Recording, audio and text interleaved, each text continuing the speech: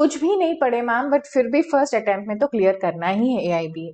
अगर आप ऐसे सोच के जा रहे हैं तो आपके पास एक ही साथी है, आपका सहारा एक ही बन सकता है, जो है आपके बैराक। आपके बैराक में ही आंसर छुपा हुआ है। तो जो भी क्वेश्चन आप एग्जाम हॉल में देख रहे हैं, उनके आंसर्स अगर आपको ढूंढना आ गया, तो आप बिना पढ़े भी उम्मीद रख सकते हैं कि बैराक को यूज करके मैं आंसर कर लूंगा।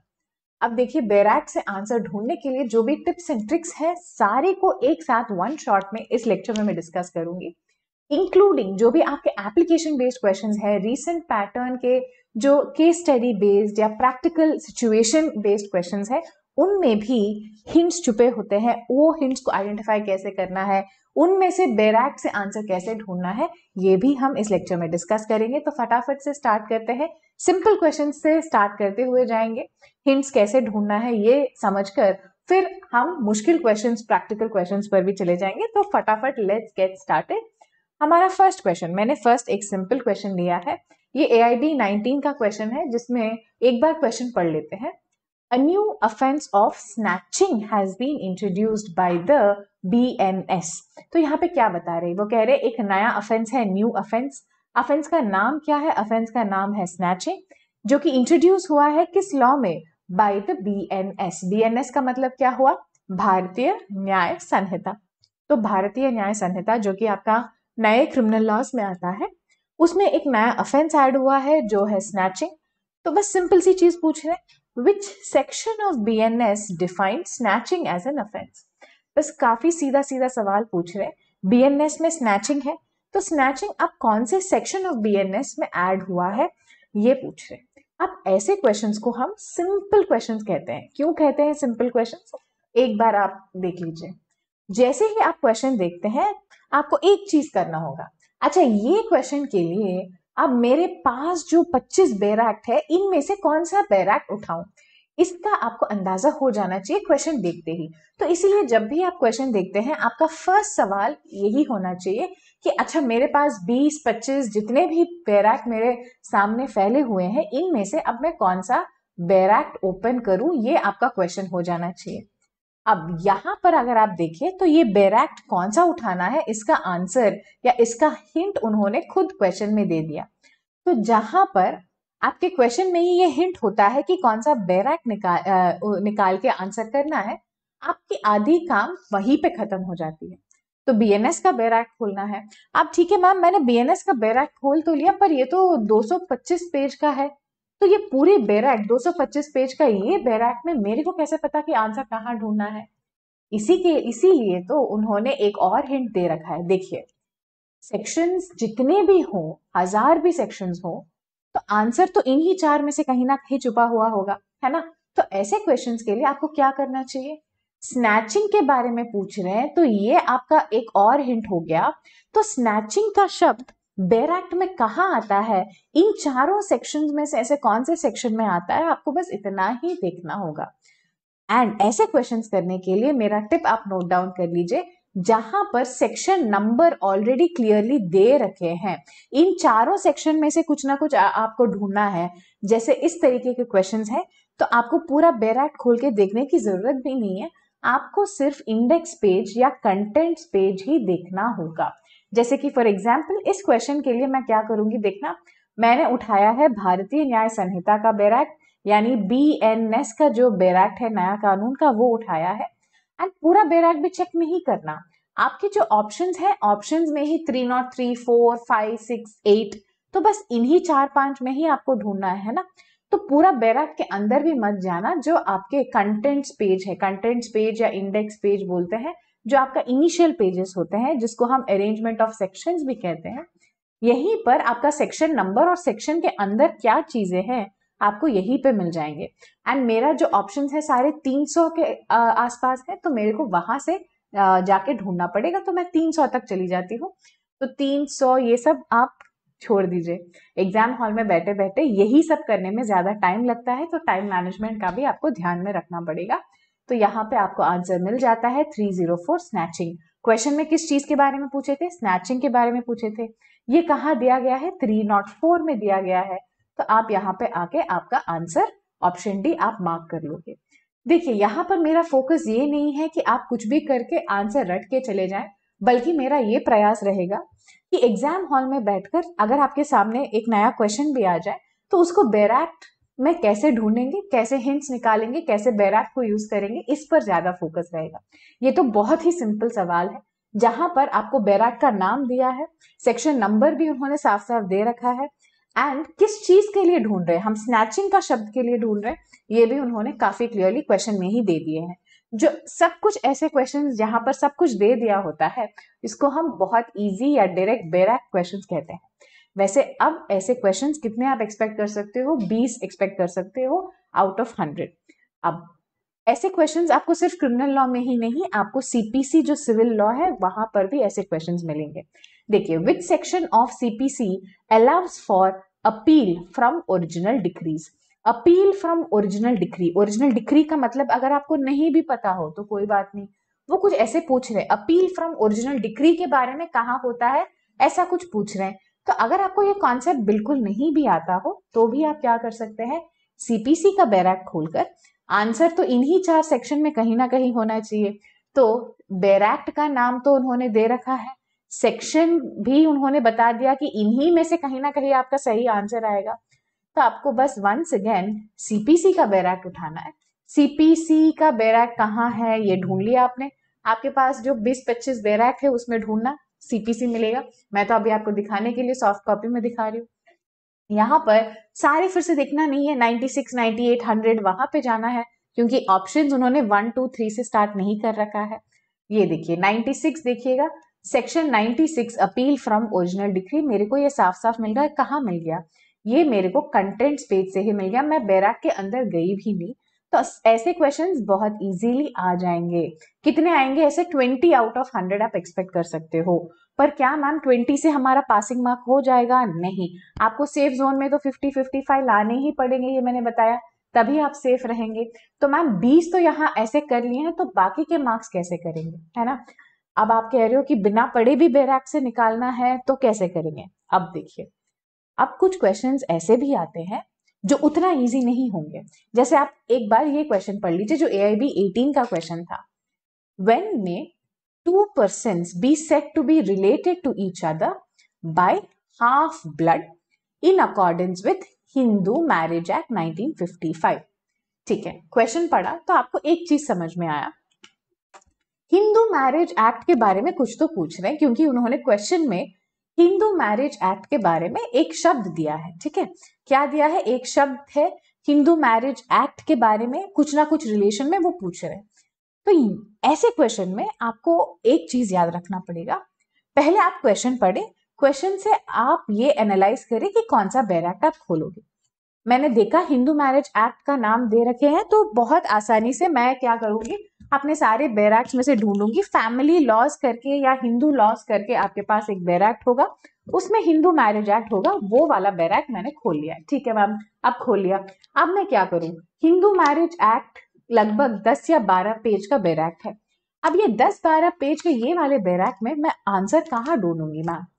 तो यहीं पर आपका सेक्शन नंबर काम आता, पर यहाँ पर ना क्वेश्चन में सेक्शन नंबर है ना ऑप्शंस में सेक्शन नंबर है ना? तो ऐसे क्वेश्चंस आप कैसे करोगे? ऐसे क्वेश्चंस के लिए आपको ये हाफ ब्लड का जो शब्द है इसका इस्तेमाल करके सेक्शन 3 को आइडेंटिफाई करना है ना? तो उन्होंने वो क्या पूछ रहे हैं आपको ये देखना पड़ेगा। अब ऐसे क्वेश्चंस के लिए आपको थोड़ी मेहनत ज्यादा करनी पड़ेगी एग्जाम हॉल में बैठकर, क्योंकि सेक्शन नंबर सीधा सीधा उन्होंने मेंशन नहीं किया है। आप कंटेंट्स पेज से नहीं कर सकते। क्या नहीं कर सकते? कंटेंट्स पेज से क्वेश्चन का आंसर नहीं निकाल सकते, क्योंकि उन्होंने बस एक शब्द दिया है, हिंट दिया है, हाफ ब्लड के बारे में पूछ रहे हैं, पर ये कौन सा सेक्शन में होता है ये उन्होंने नहीं दिया। तो ऐसे क्वेश्चंस के लिए आप पहले हिंदू मैरिज एक्ट का बैराक्ट खोलना। एक बार आप आराम से पहले क्या देखोगे, कंटेंट्स पेज में एक बार नजर मारना कि कहीं पर वो वर्ड दिख रहा है क्या, हाफ ब्लड का वर्ड दिख रहा है क्या। अगर आप मेरे साथ साथ अपने बैराक्ट में भी देखेंगे आपको समझ में आएगा कि ऐसा कुछ लिखा नहीं है। तो तब आप जाना सेक्शन 1 में। सेक्शन 1 में इसके बारे में कुछ लिखा है क्या? नहीं। सेक्शन 2 में इसके बारे में कुछ लिखा है क्या? नहीं। तो ऐसे करके एक एक करके आपको बैराक्ट में से आंसर एग्जाम हॉल में बैठ के ढूंढना पड़ेगा। अब आना 3A में नहीं है, 3B में नहीं है, पर कहाँ है ये? हाँ, यहाँ पर है, सी में फुल ब्लड और हाफ ब्लड का डेफिनेशन यहाँ पे दे रखा है। और हाफ ब्लड कौन होते हैं? When they are descended from common ancestor but by different wives. तो ऐसे कुछ शब्द आपको बैराक में मिलेंगे, common ancestor but by different wives. उसका वो समझ में आए या ना आए, आप वो वाला वर्ड पकड़कर, बैराक से वो वाला वर्ड पकड़कर आप अपने क्वेश्चन पे आ जाना। एंड अब आप देखना कि जो मैंने बैराक में शब्द देखे वो मेरे जो क्वेश्चन है वो कहाँ है। अब ये देखिए, वो है common ancestor bye different wives. तो यहाँ पर भी देखना बैराक में क्या है, common ancestor but by different wives, बैराक में भी वही है। तो बैराक के जो एग्जैक्ट टर्म्स हैं, ये एग्जैक्ट टर्म्स आपको कहाँ मिले? आपके ये वाले ऑप्शन बी में मिले हैं, common ancestor bye different wives. समझिए, तो ऐसे आपको आंसर ढूंढना पड़ेगा जब सेक्शन नंबर नहीं दिए हैं उन्होंने, सेक्शन नंबर नहीं है तो पहले आप कंटेंट्स पेज से स्टार्ट करते हुए एक एक करके सर्च मारना कि कहां पर वो कीवर्ड बैराक में आ रहा है, फिर उस हिसाब से आप आंसर करना। ठीक है मैम, हाँ यहां तक भी कर लिए, पर एप्लीकेशन बेस्ड क्वेश्चंस कैसे करते हैं? अब एक चीज मैं बताना चाहती हूँ कि एप्लीकेशन बेस्ड क्वेश्चंस में भी हिंट्स छुपे हुए होते हैं। एप्लीकेशन बेस्ड क्वेश्चंस में आपका ज्यादा टाइम वेस्ट कहाँ होता है मैं बताती हूँ। क्वेश्चन समझकर क्वेश्चन में क्या पूछ रहे हैं ये समझने में ही आधा टाइम निकल जाता है, फिर आंसर्स ढूंढने में और टाइम निकल जाता है। पर यहाँ पर भी आपको थोड़ा सा स्मार्ट वर्क करना पड़ेगा। ऐसे क्वेश्चंस आ सकते हैं क्या? हाँ, आप जब एग्जाम हॉल में बैठेंगे तो ऐसे एप्लीकेशन बेस्ड क्वेश्चंस आपके सामने आ सकते हैं। ये कौन से बैराक से आ सकते हैं? किसी भी बैराक से आ सकते हैं, कोई इसका नियम नहीं है। तो पहले क्या करेंगे ऐसे एप्लीकेशन बेस्ड क्वेश्चंस में, आप पहले क्वेश्चन पढ़ने से पहले ही एक बार देख लेना पूरे क्वेश्चन में कहीं ना कहीं बैराक का नाम छुपा है क्या। जैसे ये अगर मैं क्वेश्चन, मैंने अभी तक क्वेश्चन ठीक से पढ़ा नहीं है, पर देख के मैं समझ रही हूँ कि यहाँ पर कुछ टर्म यूज हुआ है, arbitration, arbitration, arbitration process, arbitral award, ऐसे शब्द आ रहे हैं, ये मैंने देखा। फिर लास्ट लाइन तक आते आते मैंने देखा which of the following provision, provision यानी कि section, section of arbitration and conciliation act 1996 governs करके कुछ पूछ रहे हैं। तो एक दो सेकंड में ग्लांस मार के, एक दो सेकंड का नजर मार के मैंने इतना तो समझ लिया कि ये एप्लीकेशन बेस्ड क्वेश्चन जो लंबा सा क्वेश्चन है वो हमारा आर्बिट्रेशन एंड कंसिलिएशन एक्ट से रिलेटेड है, वहां से ये पूछा गया है। तो मेरे को बैराक का हिंट यहां से मिल गया। फिर बैराक तो मिल गया मैम, सेक्शन तो यहां नहीं है। अब क्वेश्चन में अगर आपका हिंट नहीं है तो एक बार क्वेश्चन पढ़ने से पहले ऑप्शंस भी देख लेना। देखिए, क्वेश्चन पढ़कर आपको इतना तो समझ में आया कि आर्बिट्रेशन का एक्ट उठाना है, मैंने आर्बिट्रेशन का एक्ट उठा तो लिया। अब यहाँ पर कौन सा सेक्शन ओपन करना है इसका हिंट क्वेश्चन में शायद नहीं हो, पर आपका ऑप्शंस में तो है।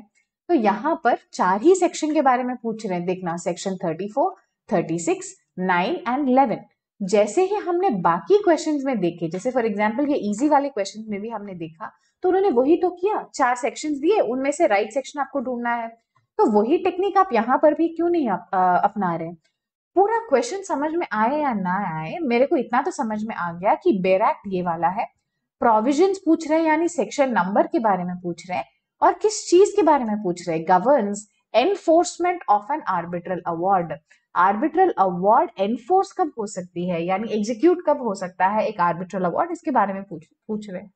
सो enforcement of an arbitral award के बारे में कौन सा सेक्शन में दे रखा है, अगर उतना मैं देख लूं तो वो काफी है ना। हाँ जी मैम काफी है। तो मैं बस क्या चेक करूंगी, 34, 36, 9 एंड 11, बस इतना ही चेक करूंगी। तो अभी मैं क्या करूंगी, मैं जाऊंगी हमारे arbitration and conciliation act, arbitration conciliation act section 1 से चेक नहीं करना, 34, 36 दे रखे हैं उन्होंने, तो मैं आ जाती हूँ अपना 34, 36। देखिए 34 बात कर रही है application for setting aside arbitral awards, नहीं, मेरा क्वेश्चन में शब्द है एनफोर्समेंट। एनफोर्समेंट का शब्द देखना, उसके नीचे मुझे दिख रहा है, चैप्टर उसके नीचे दिख रहा है, 35 में नहीं है, 36 में दिख रहा है ये शब्द एनफोर्समेंट। और क्वेश्चन में भी तो उन्होंने वही पूछा, आर्बिट्रेशन कंसिलिएशन एक्ट में एनफोर्समेंट के बारे में। तो अब मैं अपने ऑप्शंस पे आ जाऊं और देखूं तो ये देखना 34 तो एनफोर्समेंट के बारे में है ही नहीं, 36 ही होगा ना। बाकी भी आप चेक कर लेना, सेक्शन 9 सेक्शन 11 कहीं पर भी एनफोर्समेंट के बारे में कुछ नहीं लिखा है। तो बस ऊपर ऊपर से भी अगर मैंने हिंट्स निकाल के ढूंढने की कोशिश की तो मेरे को एप्लीकेशन बेस्ड क्वेश्चंस भी बेसिक समझकर बैराट से मिल ही जाएंगे। एंड इसका बेस्ट एग्जांपल ये है, AIB 19 में क्वेश्चन था, ये एप्लीकेशन बेस्ड क्वेश्चन था। क्वेश्चन पढ़ के समझने में तो टाइम लगा था काफी लोगों को, पर आप ऐसा छोटा सा हिंट यूज करके आप ये वाले क्वेश्चंस भी अच्छे से कर सकते हो। मैं यही दिखाना चाहती हूँ आपके लिए। एंड वन लास्ट क्वेश्चन, यही बात प्रूव करने के लिए कि मैम चलो वो तो आपने कर लिया, क्या ऐसे क्वेश्चंस और भी आए थे? यस, आप AIB 19 का एक और क्वेश्चन देख लेना जो CPC से था। एक बार आप चाहो तो स्क्रीनशॉट ले लो, क्वेश्चन पढ़ लेना खुद से अगर आप चाहो तो। पर मैं यहाँ पे यही बताने की कोशिश कर रही हूँ कि लास्ट मोमेंट पे बहुत ज्यादा पढ़ने की अगर आपके पास टाइम भी नहीं है तो स्मार्ट वर्क करना, स्मार्ट रहना एग्जाम हॉल में। ये क्वेश्चन पढ़ के मेरे को पूरा तो समझ में नहीं आया, पर इतना कुछ तो समझ में आया कि एक लड़की है माया, माया ने क्या किया, एक कोर्ट में जाके उसने recovery for a sum of money, पैसे निकालने के लिए, पैसे मिलने के लिए उसने नेहा पर केस डाला। तो माया है, माया कोर्ट गई है, कोर्ट का नाम है ये A, एंड उसने केस डाला है नेहा पर। अब नेहा कहती है कि सिर्फ मैं नहीं, सीमा भी थी, आप सीमा को भी ऐड कर दो, ये कह रही है Seema to be added to the suit. वो क्या कह रहे, सीमा को भी आप ऐड कर दो, ये कह रहे। अब माया कहती है नहीं नहीं, सीमा को ऐड करने की जरूरत नहीं है, तो सीमा को ऐड मत करना करके माया कह रही है। तो यहां तक पढ़ के मुझे क्या समझ में आया, माया, नेहा, सीमा ऐसे कुछ लड़कियां हैं जो इस बात पर चर्चा कर रहे हैं कि केस में किसको ऐड करे, किसको ऐड ना करे, किसको पार्टी बनाए, किसको पार्टी ना बनाए, इस चीज पे कुछ ना कुछ झगड़ा चल रहा है। इतना तो मुझे पढ़ के समझ में आया। एक और चीज आप ध्यान रख ले कि अगर आपको इंग्लिश में पढ़ने में दिक्कत आ रही है एंड आपने अगर हिंदी या कोई भी रीजनल लैंग्वेज आपने एग्जाम हॉल में चूज किया हो तो आपका क्वेश्चन डिग्लॉट में आता है, यानी 2 लैंग्वेज में आते हैं, हिंदी इंग्लिश या फिर Gujarati English, Bengali English, Telugu English, ऐसे जो भी आपका रीजनल लैंग्वेज है, रीजनल लैंग्वेज में भी आता है पेपर और इंग्लिश में भी आता है अगर आपने रीजनल लैंग्वेज चूज किया है एग्जाम एप्लीकेशन फॉर्म में। तो ये क्वेश्चन अगर आपको यहाँ पर समझ में नहीं भी आया हो, आपकी जो भी भाषा है, हिंदी, गुजराती, बंगाली, जो भी आप कंफर्टेबल है, उसमें एक बार पढ़कर उसमें से समझने की कोशिश करना।